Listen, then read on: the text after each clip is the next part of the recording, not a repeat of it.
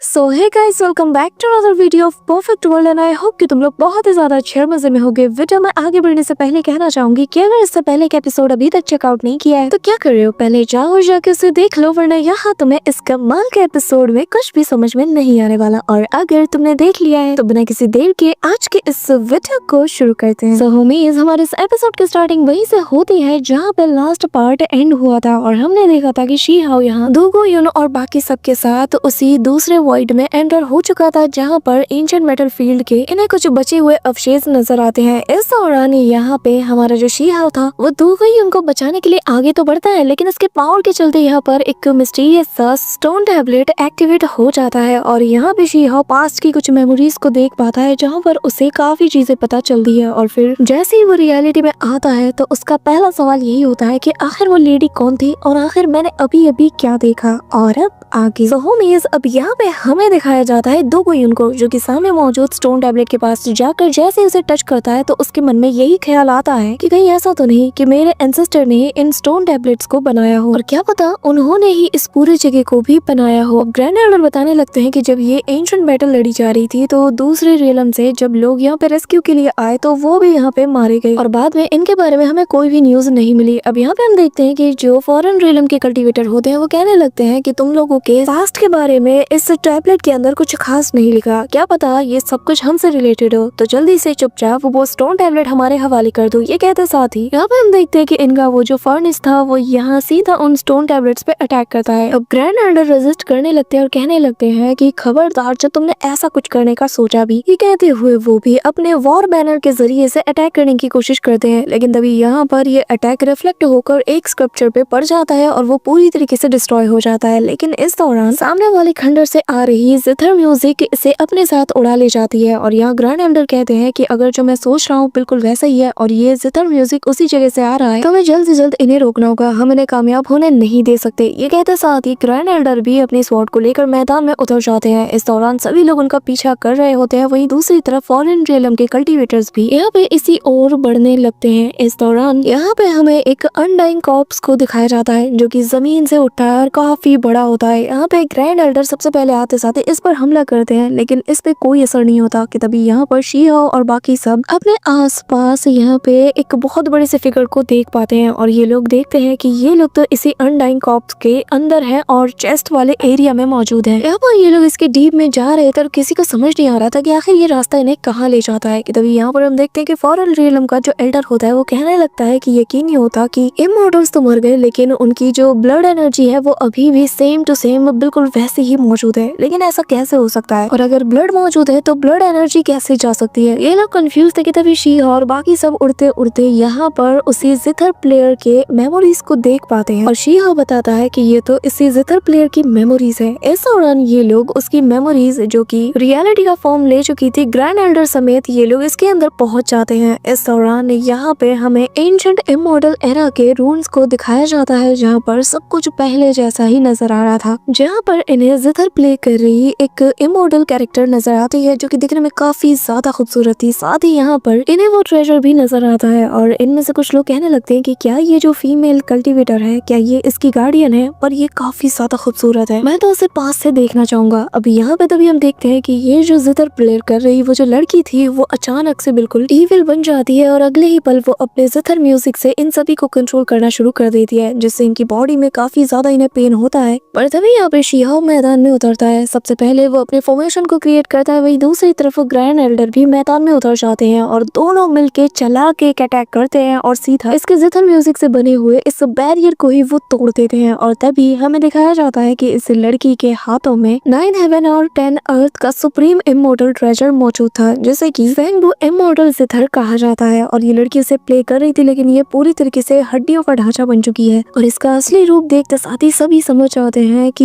ये इसी जिथर प्लेयर की असली मास्टर है। इस दौरान यहाँ पे हमें एक फीनिक्स बर्ड को दिखाया जाता है जो कि सीधा आसमान में जाके दहाड़ मारती है और यहाँ पर उसे देखते साथ ही शी हाओ कहता है कि क्या एक और फीनिक्स, क्या इसका मतलब ये है कि ये भी फॉरेन रियलम के कल्टिवेटर से फाइट करते हुए यहाँ पर मारी गई और इसका फीनिक्स भी। यहाँ पे जो ग्रैंड एल्डर है वो बताने लगते हैं कि ये जो फीनिक्स है ये बस इसका कॉर्प्स है और इसके अंदर कोई भी डिवाइन सोल मौजूद नहीं, जिसका मतलब ये है कि ये बस एक पपेट की तरह है जिसे कि यहाँ पे कंट्रोल किया जा रहा है। तो सभी लोग चौकन्ने रहना, जरा सी लापरवाही और तुम्हारी जान जा सकती है। इस दौरान यहाँ पे हम देखते हैं कि वो जो जितर प्ले कर रही वो जो लड़की थी वो यहाँ इस जितर को प्ले करते हुए यहाँ आसपास की चीजों को कंट्रोल करने लगती है और तभी यहाँ पर एक के बाद एक मल्टीपल फॉर्मेशन भी एक्टिवेट हो जाते हैं जिससे काफी डिवाइन एनर्जी निकलती है और जिसके जरिए से वो यहाँ पर इस फिनिक्स को भी कंट्रोल कर पा रही थी। लेकिन अगले ही पल वो यहाँ पर जिथर म्यूजिक से जैसे अपने डोमेन को क्रिएट करती है और अगले ही पल फैट गाय समेत सभी लोग खुद को उस जिथर के ऊपर पाते हैं और ये जिथर काफी ज्यादा जैसे एक्सपेंड हो चुका था। इस दौरान ये जो इमोर्टल थी वो यहाँ पे जैसे ही एक स्ट्रिंग्स को प्ले करती है तो यहाँ उसके साउंड वेव से ही एक तार बाहर से उठकर जो कि बहुत बड़ा जाइंट सा एक चेन बन चुका था इनके ऊपर बरस पड़ता है।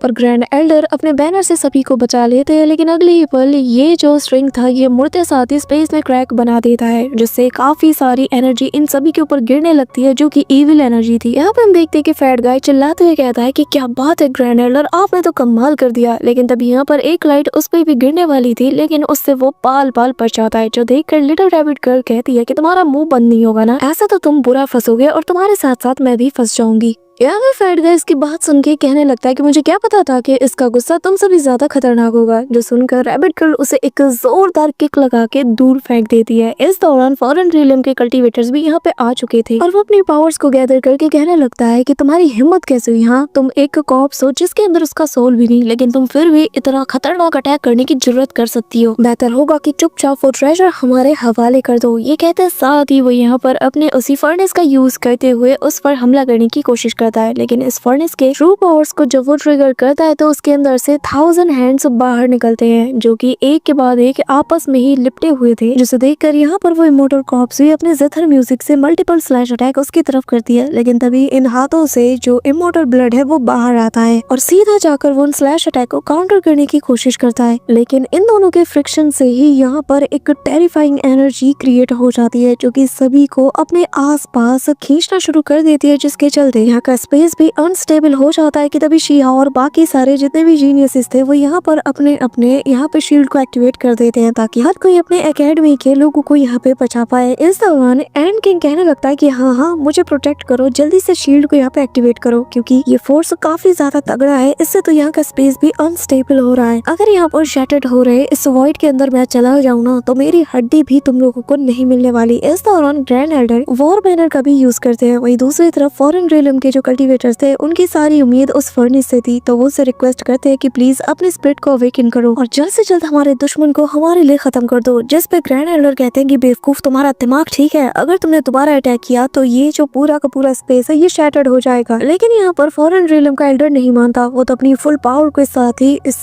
पॉट को यानी कि इस फर्नेस को एक्टिवेट कर देता है जिसके अंदर एक इविल एक्सेशन फ्रूट मौजूद था जो कि धीरे धीरे करके ब्लूम होने की कगार पे पहुंच जाता है और इसके आसपास के जो हाथ थे इनकी तादाद भी और ज्यादा बढ़ जाती है। जिसके बाद वो एल्डर कहता है कि हमारे पास हमारा ये इमोर्टल मेल्टिंग फर्नेस मौजूद है तो ये हमें प्रोटेक्ट करेगा, तुम्हें हमारी फिक्र करने की जरूरत नहीं क्योंकि हम सब तो बच जाएंगे और बाकी सब तुम लोग यहाँ पे मारे जाओगे। अब यहाँ पे हम देखते हैं कि ग्रैंड एल्डर इसे रोकने के लिए इसके ही अटैक को काउंटर करने की कोशिश करता है ताकि वो इस फर्नेस को ट्रिगर ना कर पाए, लेकिन तब तक देर हो चुकी थी। यहाँ पे हम देखते हैं कि एक बहुत बड़ा सा स्पेस में क्रैक बनने लगता है और ये स्पेस जो है धीरे धीरे शैटर्ड होने लगती है और सभी चीज इसमें जैसे समाने लगती है और एक एक करके हम देखते हैं कि सभी लोग जैसे इसके अंदर समाते हैं अचानक से सब कुछ यहाँ पे स्थिर होने लगता है और ये लोग एक सेफ जगह पे लैंड करते हैं और शियाओ कहता है कि लगता है कि अभी तक हमने जो कुछ भी फील किया वो बस एक इल्यूजन था, है ना। जिस पे ग्रैंड एल्डर कहते हैं कि नहीं, कि तभी इनके सामने एक इमोर्टल कॉफिन मौजूद था जिसे देखकर शियाओ कहता है कि आखिर ये चीज क्या है। कि तभी यहाँ पे हम देखते हैं कि फॉरेन कल्टीवेटर का एक बंदा कहने लगता है कि ये तो वही कॉफिन है जिसने की हमारे जो अनडाइंग इमोर्टल्स थे उनके ब्लड को यहाँ पे एब्सॉर्ब कर लिया। कहीं इसका मतलब ये तो नहीं कि ये वही इमोर्टल ऑब्जेक्ट है जिसे कि हमारे एंशिएंट इमोर्टल एंसेस्टर अपना बनाना चाहते थे और हर हाल में से हासिल करना चाहते थे। कि तभी यहाँ पर वो जो कॉप्स थी वो वापस से उस जिथर को प्ले करती है। इस बार काफी डेंजरस सी साउंड सभी को सुनाई देती है और अगले ही पल यहाँ पर उस म्यूजिक के चलते आसपास की चीजों में हलचल होती है और तभी यहाँ पर सभी को घोंसली फिगर्स से नजर आने लगते हैं, जिसे देखकर इनमें से कहने लगता है कि आखिर ये घोंसली फिगर्स क्या है। जिस पे फैट गाय कहने लगता है कि नहीं, ये वो नहीं है, बल्कि ये तो इमॉर्टल ताओ का ऑरा है, जिसे कि हम ऑलरेडी देख चुके हैं। लेकिन ये जो ऑरा है ये यहाँ पर सबसे ज्यादा थिक है, यहाँ तक कि 9 हेवन एंड 10 अर्थ में भी इतना प्योर और रिच अमाउंट में मैंने आज तक इमॉर्टल ताओ की ऑरा को फील नहीं किया। इस दौरान ये जो फीनिक्स था ये वापस से रोर मारता है कि तभी यहाँ पर फॉरेन कल्टीवेटर के जो एल्डर थे वो यहाँ निकालते हैं अपने उसी फर्नेस को। साथ ही यहाँ पे ग्रैंड एल्डर भी अपने वॉर बैनर को बाहर निकालने लगते हैं कि तभी यहाँ पर फॉरेन कल्टीवेटर का एक बंदा कहता है कि इस जगह पर हमारा ये इमॉर्टल स्मेल्टिंग फर्नेस बिल्कुल भी काम नहीं आने वाला, क्योंकि इसके पावर को हेवन एंड अर्थ सप्रेस कर रहा है। लेकिन तभी यहाँ पर ग्रैंड एल्डर भी सेम चीज फील करते हुए शी हाओ को बताता है कि वॉर बैनर के साथ भी बिल्कुल ऐसा ही हो रहा है, हम यहाँ पर बिल्कुल भी अपनी पावर को यूज नहीं कर पा रहे। ऐसा लगता है कि इस जगह का जो ओनर है वो बिल्कुल भी नहीं चाहता कि हम लोग यहाँ से सही सलामत बाहर जाएं। जरा देखो उसके एक धुन के इशारे से तारे कैसे अपनी जगह बदल रहे हैं, और यही एक ट्रू इमॉर्टल ताओ का पावर है। ये कहते हुए वो अपने स्वॉर्ड को बाहर निकालते साथ ही आसमान की तरफ तानते हुए कहता है कि अब जबकि तुम लोग देख चुके हो कि यहाँ पर कितना ज्यादा खतरा है तो हम यहाँ पे ज्यादा देर तक नहीं रुक सकते। यहाँ पे शी हाओ कहने लगता है कि क्या इस जगह का जो गार्डियन बीस्ट है उसने भी सेम चीज किया होगा। ये कहते हुए वो उस टैबलेट पे लिखे गए वर्ड्स को याद करता है जहाँ पे एक लाइन थी कि क्रॉसिंग द सी। तो इसे याद करते हुए शी हाओ कहता है कि आखिर इसका मतलब क्या है, कहीं इसका मतलब ये तो नहीं कि ये वही वर्ल्ड है जिसके अंदर वो विलो डाइटी समा गई है, क्या ये उस वर्ल्ड के बारे में बात कर रही है। कि तभी यहाँ पर आसमान से पर्पल लाइटनिंग इन सभी के ऊपर गिरने लगती है कि तभी एक बहुत बड़ा मीटियोर भी इनकी तरफ बढ़ता है, जो देखकर यहाँ पे फॉरेन रियलम का कल्टीवेटर अपनी पावर से सभी चीजों को रोकते हुए कहता है कि सीनियर आप तो हमारे रियलम से बिलोंग करती हैं, तो आखिर आप हमें बिट्रे कैसे कर सकती हैं। कि तभी एल्डर कहने लगता है कि अब जबकि तुमने हमें बिट्रे करने का डिसाइड कर ही लिया है तो आज से तुम हमारी एंसेस्टर नहीं रही। ये कहते साथ ही वो सभी को साथ में फॉर्मेशन को एक्टिवेट करने का ऑर्डर देता है ताकि इसके जरिए से वो लोग इमॉर्टल स्मेल्टिंग फर्नेस की पूरी पावर को एक्टिवेट कर पाए। और फिर वो उसे एक्टिवेट करते हुए उससे कहने लगते हैं कि प्लीज अपने पावर्स को एक्टिवेट करो, इसे अवेकन कर लो और हमारे दुश्मन को खत्म कर दो। यहाँ पे बस ये कहना ही था कि तभी हम देखते हैं कि ये जो फर्नेस था ये अचानक से एक्टिवेट होने लगता है। इसके अंदर से वो जो इविल फ्रूट था जो कि एक मॉन्स्टर की शेप में था, जिसके काफी सारे हाथ थे, वो एक साथ इस पॉट से बाहर निकलता है। साथ ही आते साथ ही वो यहाँ पर काफी सारे ब्लड को यहाँ पे यूज करता है और जिसके जरिए से ये काफी खतरनाक वाला अटैक इनके ऊपर कर पाता है, जिसके जरिए से इस मीटियोर को जैसे ही वो तोड़ने जाता है कि तभी उसे ह्यूज इम्पैक्ट भी फील होता है। लेकिन अगले ही पल इसके प्रेशर के चलते वो जो मीटियोर था वो सेकंड्स में धराशायी हो जाता है। लेकिन अगले ही पल इसका अटैक रिवर्स होता है और यहाँ इनके अपने ही कुछ लोग मारे जाते हैं। कि तभी यहाँ पर वो जो कॉप्स थी जो कि इनकी एंसेस्टर है वो यहाँ पे खड़ी हो जाती है और अपने हाथ के इशारे से वो इस फीनिक्स समेत बाकी चीजों को कमांड करने लगती है, जिसके साथ ही ये फीनिक्स यहाँ पे एक्सप्लोड कर जाता है, जिसके इम्पैक्ट से ये लोग काफी दूर छटके जाते हैं और अगले ही पल सब कुछ जैसे खामोश हो जाता है। लेकिन तभी यहाँ पर सेंट्रल वाले एरिया से ग्रीन कलर की तेज लाइट इमिट होती है, जिसे देखकर सभी हैरान थे। और ये जो रोशनी थी ये उसी कॉफिन से आ रही थी जिसके अंदर हम एक घोस्ट इमॉर्टल वुमन को देखते हैं। अब यहाँ से देखते साथ ही जो फैन का है वो कहने लगता है कि मैं यहाँ पर आने के बाद से काफी सारे घोस्टली फिगर को देख चुका हूँ। पहले मैं घोस्टली क्रॉप्स को देख चुका हूँ, फिर मैं अनडाइन कॉप्स को देख चुका हूँ और अब एक लेजेंडरी घोस्ट इमॉर्टल को देख रहा हूँ। इस दौरान हम यहाँ पे उसी वुमन को देखते हैं जहाँ पर उसका फोरहेड तेजी से ग्लो कर रहा था। ये चीज जैसे ही फैट गाय नोटिस करता है तो वो बताने लगता है कि जरा इसके सिर को देखो, ऐसा लग रहा है कि जो चीज वहाँ से इमिट हो रही है वो अभी भी जिंदा है। कहीं इसका मतलब ये तो नहीं कि ये जो लेजेंडरी फिगर है ये वापस से जिंदा होने वाली है। कि तभी ग्रैंड एल्डर कहने लगते हैं कि यहाँ पर हम ऑलरेडी ऐसे ऐसे क्रिएचर्स को देख चुके हैं जिनके बारे में हम सोच भी नहीं सकते, और ये जगह हेवन को डिफाई करने जितने पावरफुल क्रिएशंस को होल्ड किए हुए हैं। और इसी वजह से इसकी जो बॉडी है जो कि ब्रोकन हो चुकी है, लेकिन इसके मरने के बावजूद भी बार बार आपस में जुड़कर हमारे सामने खड़ी हो रही है, हमें किसी इमॉर्टल जैसी लग रही है। हालांकि ये पहले ही मर चुकी है और इस वक्त हम जिसे देख रहे हैं ये उसका ट्रू फॉर्म नहीं है, बल्कि ऐसा लग रहा है कि जैसे इसे भी कोई कंट्रोल कर रहा है। कि तभी हम देखते हैं कि यहाँ पर इस लेजेंडरी वुमेन का फिगर वापस से बन जाता है और ये अपने ह्यूमन लुक में आ जाती है और आते साथ ही यहाँ पर सभी से कहने लगती है कि आखिर वो कौन है जिसने कि मेरे सपने को डिस्टर्ब किया, आखिर वो कौन है जिसने कि मेरे सुकून को यहाँ पर पूरी तरीके से खत्म कर दिया, आखिर वो कौन है मेरे सामने आए। और तभी इसकी नजर यहाँ पर उसे इमॉर्टल स्मेल्टिंग फर्नेस पे जाती है और वो कहती है कि न जाने क्यों ये पॉट मुझे काफी ज्यादा फेमिलियर लग रहा है, लेकिन मैं काफी दिनों बाद जाग रही हूँ तो मेरी मेमोरीज जा चुकी है। ये कहते साथ ही वो उस फर्नेस को यहाँ से पूरी तरीके से डिसअपीयर कर देती है। इस दौरान हम यहाँ पे देखते हैं कि जैसे ही वो उस फर्नेस को डिसअपीयर करती है, फैट गाय यहाँ पे कहने लगता है कि सीनियर के आपने अपनी ताकत के दम पर लुओमो को स्लॉटर किया था, अगर हाँ तो ये उसी के डिसेंडेंट्स हैं जो कि यहाँ पे वापस आ चुके हैं। ये कहते साथ ही वो फॉरेन कल्टीवेटर की तरफ अपने हाथ से इशारा करता है और कहता है कि सीनियर हमारी हेल्प कीजिए और इन लोगों को मार दीजिए ताकि हम हमारे सुप्रीम ट्रेजर को बचा पाए, क्योंकि ये लोग यहाँ पर सुप्रीम ट्रेजर को लेने आए हैं और साथ ही ये लोग हमारे रियलम को भी सप्रेस करना चाहते हैं। अब यहाँ पे उसकी बात सुनते साथ ही जिनिंग जो है वो उस पर अटैक करने को चाहता है, लेकिन बीच में ग्रैंड एल्डर आकर उसके अटैक को रोक लेता है। कि तभी यहाँ पर वो वुमेन कहने लगती है कि आखिर तुम किस सुप्रीम ट्रेजर की बात कर रहे हो और कौन से हीरोज की तुम यहाँ बात कर रहे हो, क्योंकि जो कुछ भी हुआ था वो पास्ट का हिस्सा था। रही बात 9 हेवन एंड 10 अर्थ और फॉरेन रियलम की, तो इनके बीच जो कुछ भी हुआ था वो सब कुछ पास्ट की बात है और अब मेरा इन सबसे कोई लेना देना नहीं। ये कहते साथ ही वो अपने पुरानी मेमोरीज को याद करती है, जिसमें हमें एक ऐसा ट्रेजर दिखाया जाता है जिसके जरिए से जो सी रियलम्स है उसको हम पूरी तरीके से क्रॉस कर सकते हैं। बेसिकली ये एक गाइडिंग टूल है। और तभी वो कहने लगती है कि जो हुआ वो अतीत की बात थी और अतीत में पूरी तरीके से भूल चुकी हूँ, बस थोड़ी बहुत धुंधली यादें हैं, लेकिन मैं उन्हें याद नहीं करना चाहती। ये कहते साथ ही वो अपने पावर्स को एक्टिवेट करती है और कहती है कि मैं अब इसके बारे में कोई बात नहीं करना चाहती। अब तभी ग्रैंड एल्डर मैदान में आते साथ ही कहते हैं कि अगर तुम वाकई में पास्ट की एक ट्रू वॉरियर रही होगी तो इस इमॉर्टल वॉर बैनर को तुम जरूर पहचानोगी। ये कहते साथ ही तुम भले ही खुद को भुला चुकी हो, लेकिन क्या तुम उन हीरोज को भुला चुकी हो। अब यहाँ पे हम देखते हैं कि जैसे ही वो वॉर बैनर की तरफ देखती है और उसे देखते साथ ही उसकी तरफ वो एक चेकर्ड बोर्ड को आगे बढ़ा देती है और कहने लगती है कि जो पास्ट में हुआ उससे मेरा कोई लेना देना नहीं, क्योंकि जो प्रेजेंट में तुम मुझे देख रहे हो इसका पास्ट वाली इमॉर्टल से कोई लेना देना नहीं। क्योंकि पास्ट में जब मैं थी तो मैंने सब कुछ किया जो मैं अपने बस में कर सकती थी, लेकिन इस वक्त मैं किसी दूसरे टाइमलाइन में हूँ, जिसका मतलब ये है कि मेरा इन सब से कोई लेना देना नहीं। जिस पर शीहाओ कहता है कि सीनियर आखिर आप ऐसा कैसे कह सकती हैं, आखिर आप अपनी ओरिजिन को कैसे भुला सकती हैं, उस ब्लडी बैटल को आप कैसे भुला सकती हैं। अगर सब लोग आपकी तरह ही सोचना शुरू कर दे तो फिर 9 हेवन एंड 10 अर्थ कैसे सरवाइव करेगा। यहाँ पे वो कहने लगती है कि मैंने कहा ना मेरा इससे कोई लेना देना नहीं, क्योंकि मैंने अपने सारे टाइज को कट ऑफ कर लिया है और अब मैं खुद अपने आप में ही एक फॉरबिडन जोन बन चुकी हूँ। ये कहते साथ ही वो उस चेकर्ड बोर्ड को इनकी तरफ बढ़ा देती है और अब ये सभी लोग उसके प्यादे बन के रह जाते हैं। इसी के साथ सभी के ऊपर प्रेशर भी पड़ता है। शीहाओ को यकीन नहीं होता है कि कोई अपने पास्ट के रिग्रेट से खुद को ही एक फॉरबिडन जोन में बदल सकता है, जिसके बाद वो कहने लगती है कि बेहतर यही होगा कि तुम लोग दोबारा मुझे डिस्टर्ब मत करो वरना मैं किसी को नहीं छोड़ने वाली। इस दौरान शीहाओ कहता है कि क्या आप उस स्टोन टैबलेट पर लिखे गए बातों को भूल गई, क्या आप क्रॉसिंग द सी के ट्रू एमिशंस को भी भुला चुकी हैं। जिस पे वो यहाँ शीहाओ और बाकी सभी से कहने लगती है कि तुम लोग कभी नहीं समझने वाले, क्योंकि वो बड़ी कैलेमिटी बहुत ही जल्द आने वाली है और तुम्हारे जैसे लोग इसका सामना कभी नहीं कर सकते। ये कहते साथ ही वो यहाँ से जाने लगती है और शीहाओ इसे देख कर कहने लगता है कि विलो डाइटी भी बिल्कुल सेम ऐसे ही डेस्परेट स्टाइल का सामना करते हुए आगे बढ़ी थी। अगर सच में उस कैलेमिटी का मुझे सामना करना हुआ और मेरे पास चलने के लिए कोई भी इमॉर्टल पाथ नहीं बचा तो मैं फिर भी विलो डाइटी का साथ कभी नहीं छोड़ने वाला। मैं उनके साथ कंधे से कंधे मिलाकर आगे बढ़ते हुए उन्हें फॉलो करता रहूंगा। यहाँ पे शीहाओ ने अपना गोल सेट कर लिया था। वहीं दूसरी तरफ यहाँ से जैसे ही वो लेजेंड जाने लगती है तो मुड़कर शीहाओ की तरफ देखती है और फिर यहाँ पर उसी आर्टिफैक्ट को थ्रू करते हुए कहती है कि जिस दिन ये आर्टिफैक्ट पूरी तरीके से डिस्ट्रॉय हो जाएगा मेरा तुम लोगों से जुड़ा हर एक बॉन्ड हमेशा हमेशा के लिए खत्म हो जाएगा, लेकिन उससे पहले यह आर्टिफैक्ट तुम में से जिस भी साइड से बिलोंग करता है उसे लौटा देना। इसी के साथ वो इन सभी लोगों को यहाँ से दूर फेंक देती है। जहाँ से ये लोग आए थे वहीं पर ये इस आर्टिफैक्ट के साथ इन्हें भेज देती है। यहाँ पे हे जिनमिंग इसे लेने के लिए लपकता है कि तभी शीहाओ उस आर्टिफैक्ट पे अटैक करके उसे हे जिनमिंग से दूर कर देता है। इस दौरान ग्रैंड एल्डर भी बीच में आकर बाकी फॉरेन रियलम के कल्टीवेटर्स को यहाँ पर निपटा देते हैं ताकि किसी के हाथ भी ये ट्रेजर ना लगे। अब यहाँ पे हम देखते हैं कि वो जो गेट था ये कम्प्लीटली क्लोज होने लगता है तो हे जिनमिंग समेत सभी लोग उस ओर बढ़ते हैं और जाते हुए हे जिनमिंग कहता है कि एक बार जब दोनों रियलम का पैर कम्प्लीटली ओपन हो जाएगा तो मैं यहाँ पर खुद आऊंगा और मैं ही वो इंसान हूँ जो कि तुम्हें खत्म करेगा। जिस पर शीहाओ कहता है कि हाँ मैं भी तुम्हारा इंतजार करूंगा, क्योंकि पहले मैंने सारे किंग्स को यहाँ पे खत्म किया और अब तुम्हारे रियलम के जितने भी सुप्रीम क्लैंस हैं उन सभी को भी मैं चुन चुन के डिस्ट्रॉय करूंगा। इसी के साथ हम देखते हैं कि सभी लोग यहाँ से डिसअपियर हो जाते हैं और तभी ग्रैंड एल्डर कहने लगते हैं कि अब जबकि इनका पैसेज ओपन हो चुका है तो ये लोग वापस से हम पे हमला करने आ सकते हैं, इसलिए सब के सब अभी के अभी एकेडमी वापस चलो, हमें वहाँ पे जाके डिस्कस करना होगा कि आगे क्या करना है। जिसके साथ ही सभी लोग यहाँ से डिसअपियर हो जाते हैं और फिर सीन शिफ्ट होता है और हमें इमॉर्टल डोमेन के अंदर का सीन दिखाया जाता है, जहाँ पर दो लेजेंडरी फिगर्स आपस में चेकर्ड बोर्ड खेलते हुए उसे इमॉर्टल ट्रेजर के बारे में बात कर रहे थे और यहाँ पर उनमें से कहने लगता है कि न जाने किसे वो ट्रेजर मिलेगा और जिसे भी मिलेगा उसके पास कार्मा की पूरी ताकत आ जाएगी और जो कि हेवन एंड अर्थ को भी डिफाई करने की ताकत को पोसेस कर पाएगा। न जाने वो कौन होगा, लेकिन जो भी होगा देखने में मजा आएगा। इस दौरान हमें यहाँ पर अपनी एकेडमी का सीन दिखाया जाता है जहाँ पर बाकी के एकेडमी के स्टूडेंट्स भी मौजूद थे और तभी यहाँ पर एक एल्डर कहने लगता है कि मुझे मुझे 9 हेवन के जो हाई कमांड्स हैं उन्हें मीटिंग के लिए इन्फॉर्म करना है, क्योंकि हमें बहुत ही इंपॉर्टेंट मैटर पे डिस्कस करना है। कि तभी यहाँ पर शी-हाओ अपने सारे दोस्तों के साथ यहाँ पे पहुंच जाता है और हम देखते हैं कि यहाँ पर जो अकेडमी के लोग थे वो शी-हाओ से यानी कि हुआंग से कहने लगते कि क्या वो बैटल शुरू हो गया। कि तभी यहाँ पर शी-हाओ की नजर वैंग फैमिली के कुछ मेंबर्स पे जाती है, लेकिन वो उन पे ध्यान नहीं देता क्योंकि इस वक्त फॉरेन रियलम ज्यादा इंपॉर्टेंट है। तो वो सभी से बताने लगता है कि हाँ, हम लोग उस एरा में पहुंच चुके हैं जहाँ पर वापस से वो वॉर होने वाली है, पर फिलहाल के लिए तो हम लोगों ने उन्हें जैसे तैसे करके मैनेज कर लिया है और उनके आने के रास्ते को भी लॉ की पावर से बहुत हद तक सील कर दिया है। तो जिसका मतलब ये है कि ये लोग इतनी जल्दी और आसानी से यहाँ पे नहीं आ सकते, लेकिन हाँ, ये लोग आएंगे, ये बात निश्चित है। अब यहाँ पे हम देखते हैं कि वैंग फैमिली के काफी सारे एंसेस्टर यहाँ पे आए हुए थे और जैसा कि तुम्हें पता है कि ग्रैंड एल्डर और शी-हाओ ने क्या बवाल मचाया था इनके घर में घुस के, जिसके चलते ये लोग शी-हाओ को बहुत अजीब टोन में कहते हैं कि अगर वो वॉर शुरू हो चुका है तो तुम यहाँ पर खड़े खड़े मुंह क्या देख रहे हो। कहीं इसका मतलब ये तो नहीं कि तुम बिना लड़े ही उन्हें धोखा देकर यहाँ पे आ गए। शी-हाओ की यहाँ पे सटक जाती है, वो यहाँ पे उनके सामने डट के खड़ा हो जाता है। कि तभी फैट गाय कहने लगता है कि ज्यादा बोलने की जरूरत नहीं है, क्योंकि ये हमारी सेलेस्टियल एकेडमी है, तुम्हारा वैंग फैमिली नहीं। तुम्हें अगर बॉस बनना है तो जाके वहाँ बनो। और वैसे भी हम तो वहाँ पे बैटल कर रहे थे, लेकिन वैंग फैमिली का एक भी बंदा मौजूद नहीं था और यहाँ पर तुम हमसे सवाल कर रहे हो। यहाँ पे हम देखते हैं कि वैंग एन को काफी ज्यादा गुस्सा आता है और वो कहने लगता है कि तुम्हारी इतनी हिम्मत। कि तभी यहाँ पर रैबिट गर्ल भी उसे सुनाना शुरू कर देती है और कहने लगती है कि ज्यादा बोलने की जरूरत नहीं है, तुम लोगों की करतूतों का हमें अच्छे से पता है। इस दौरान दूसरा बंदा कहता है कि हाँ, जब ग्रैंड एल्डर समेत बाकी सभी लोग फाइट करने के लिए वहाँ पे गए थे तब तुम लोग पीठ पीछे यहाँ पर हमारी एकेडमी के जितने भी रिसोर्सेज वाले एरिया थे तुमने उन्हें लूटना शुरू कर दिया। अब ये सुनकर 9th एंसेस्टर अपनी पावर ऑफ लॉ का यूज करते हुए कहने लगता है कि हम वैंग फैमिली के लोग पूरी जगह को पेट्रोलिंग कर रहे थे, ना कि लूटमारी। जिस पे शी-हाओ कहता है कि अच्छा, यहाँ पे दूसरों के एकेडमी के रिसोर्सेज को लूटना तुम्हारे लिए पेट्रोलिंग है, तो फिर ठीक है, मैं भी फिर किसी दिन वैंग फैमिली के अंदर जाकर उनका जो वैंग फैमिली का जो केओस कामिंग आर्ट है उसे इंस्पेक्ट करूंगा, देखूंगा कि वो सही है या नहीं। बताओ इसके बारे में तुम्हारा क्या ख्याल है। ये कहते साथ ही शी-हाओ अपनी पावर को रिवील करता है। गोल्डन कलर की एनर्जी सीधा आसमानों से जा टकराती है और वैंग फैमिली के एंसेस्टर्स भी अपनी शील्ड को एक्टिवेट करके खुद को प्रोटेक्ट करते हैं। कि तभी यहाँ पर फैट गाय अपने पावर्स को एक्टिवेट करते हुए कहता है कि हमने पर्पल सन और बाकी सभी लोगों को वहाँ पर अपने खून से बलिदान देते हुए देखा है। उन्होंने अपनी जान की कुर्बानी देकर हमारे रियलम को प्रोटेक्ट करने की कोशिश की, जिसके बाद हुआंग ने उन सभी का बदला चुन चुन के लिया। और तुम जैसे चोरों की इतनी मजाल कि जब हम अपने खून से इतिहास रच रहे थे तब तुम यहाँ पे लूटमारी कर रहे थे और यहाँ बेशर्मी के साथ हमारे सामने तुम जुबान भी चला रहे हो। अब यहाँ पे हम देखते हैं कि मूदाओ, रैबिट गर्ल सभी लोग अपने अपनी पावर्स को एक्टिवेट करते हुए एक कंबाइन अटैक इनकी तरफ करते हैं और सामने से आ रहे इनके अटैक को डिस्ट्रॉय कर देते हैं, जिसके चलते 9th एंसेस्टर को तो बहुत गुस्सा आता है। कि तो ये पास्ट का सीन दिखाया जाता है जहाँ पर वांग चेंगशेंग के जो दो बड़े बेटे थे वो दोनों मिलकर प्लान बनाते हैं कि जब ग्रैंड एल्डर एकेडमी के अंदर मौजूद नहीं होगा तो सबसे पहले ये लोग अपना हाथ रिसोर्सेज पे साफ करेंगे, जिसके बाद मौका पाते ही हुआंग को ये लोग पकड़ लेंगे और यहाँ पे ले आएंगे। इसी के साथ प्रेजेंट टाइम में 9th एंसेस्टर अपने उसी ड्रैगन के जरिए से इन पे अटैक करते हुए कहता है कि तुम्हारी बातों पर हमें यकीन नहीं, इसलिए तुम सबको पकड़ के हम इन्वेस्टिगेट करेंगे। कि तभी यहाँ पर एंड किंग अपने गार्डियंस को लेकर आ जाता है और उनके जाइंट से स्पेयर इन सभी को भेद के पूरी तरीके से निपटा देते हैं और एंड किंग कहने लगता है कि मेरी गैर मौजूदगी में तुम्हारी हिम्मत कैसे हुई ऐसे कुछ भी करने की। यहाँ पे हम देखते हैं कि लिटरली उसके वॉरियर्स ने यहाँ पे सभी का सुपड़ा साफ कर दिया था और ये सभी लोग ऑन द स्पॉट ही मारे जाते हैं, यहाँ तक कि 9th एंसेस्टर भी नहीं बचता। So that's it for today guys. I hope कि तुम सबको आज की वीडियो काफी ज्यादा पसंद आई होगी। अगर हाँ तो वीडियो को लाइक करना, चैनल पे नए हो तो सब्सक्राइब करना। तो मिलते हैं नेक्स्ट वीडियो में, तब तक के लिए बाय।